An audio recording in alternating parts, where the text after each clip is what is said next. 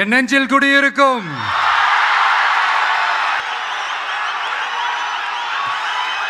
என்னுடைய தோழர்கள் தோழிகள்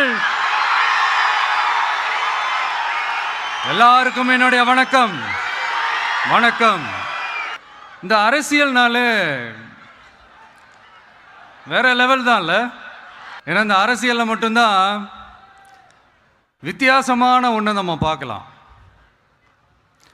யார் யாரை எப்போ எதிர்ப்பாங்கன்னே நமக்கு தெரியாது. யார் யாரை எப்போ ஆதரிப்பாங்கன்னே நமக்கு தெரியாது. அதை கணிக்கவே முடியாது. அதனால தான் இந்த அரசியலில் மட்டும் முன்னாடியெல்லாம் சொல்லி நம்ம கேள்விப்பட்டிருப்போம், நிரந்தர நண்பனும் நிரந்தர எதிரியும் இல்லைன்னு சொல்லுவாங்க.